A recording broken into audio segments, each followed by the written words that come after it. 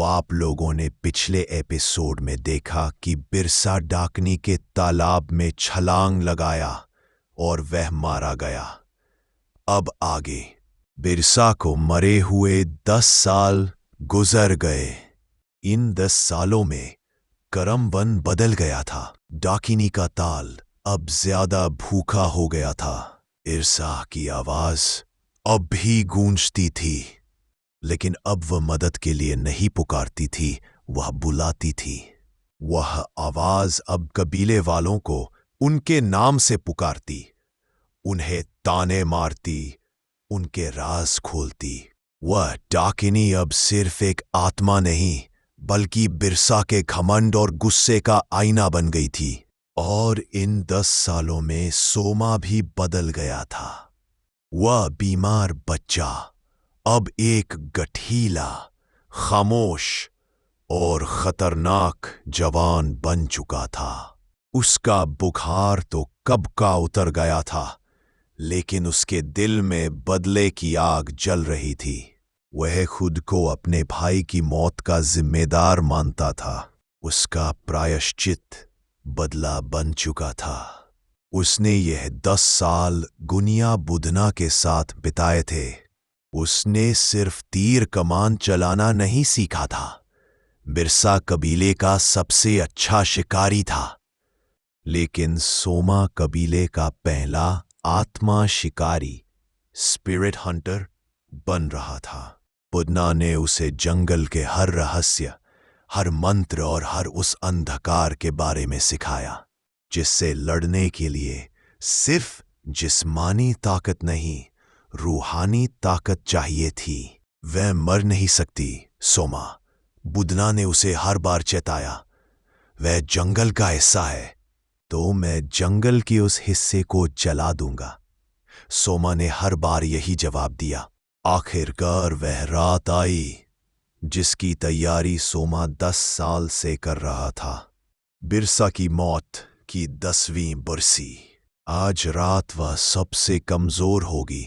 बुधना ने सोमा को एक छोटा काला बाण देते हुए कहा, ये पितृ शूल है। ये मैंने उन पुरखों की राख से बनाया है, जिन्होंने जंगल को अपना लहू दिया था।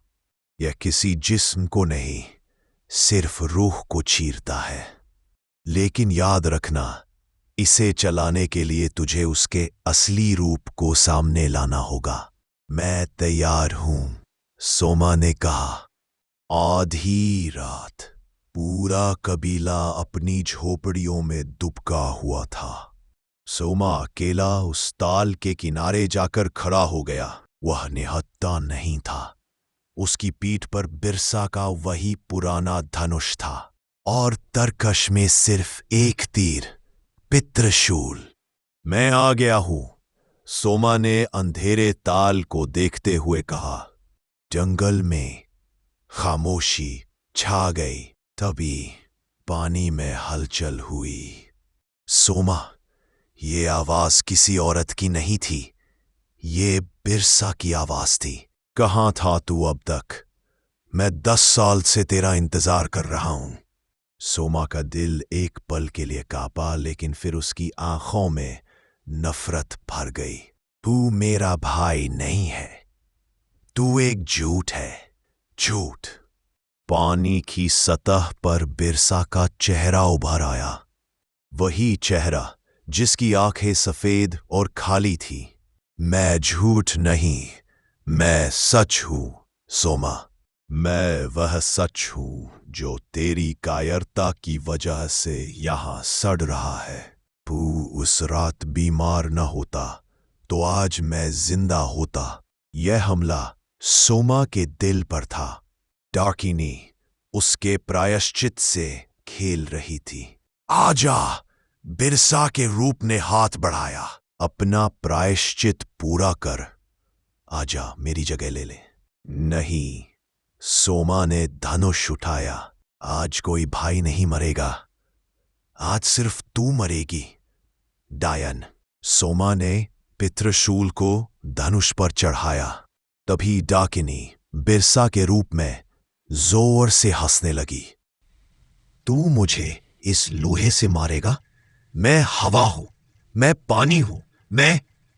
तू कुछ नहीं है। सोमा ने अपनी आंखें बंद की और बुदना का सिखाया मंत्र पढ़ने लगा। यह मंत्र किसी देवी देवता का नहीं, यह आत्मा को उसकी असलियत दिखाने का मंत्र था। जैसे ही सोमा ने मंत्र पूरा किया, ताल का पानी उबलने लगा।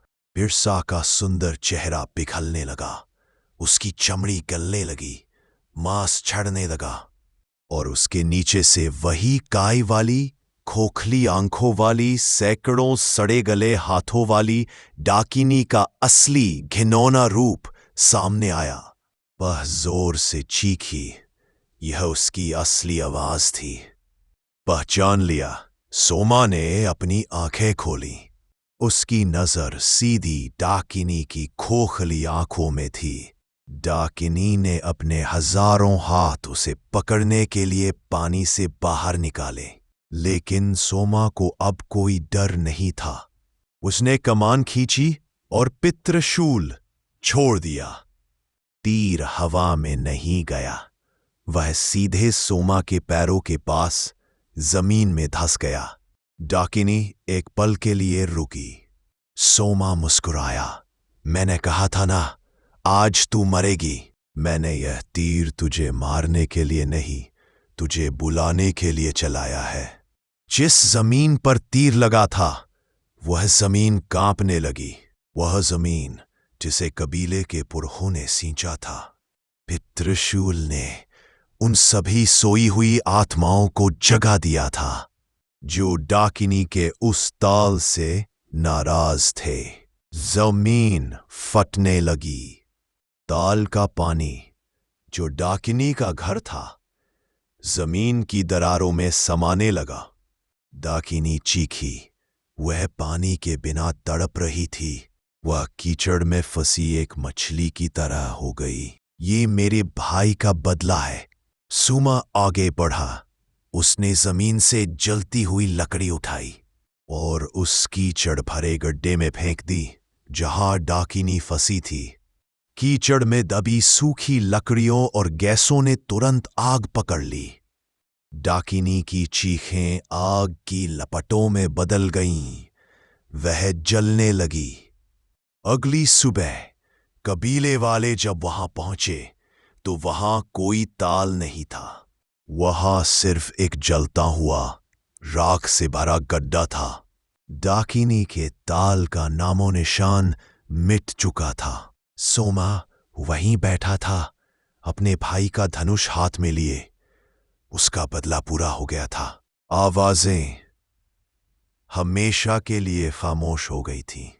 जहां सब कुछ शांत हो चुका है, लेकिन शांति अक्सर एक नए तूफान का इंतजार होती है। अब सब मरेंगे।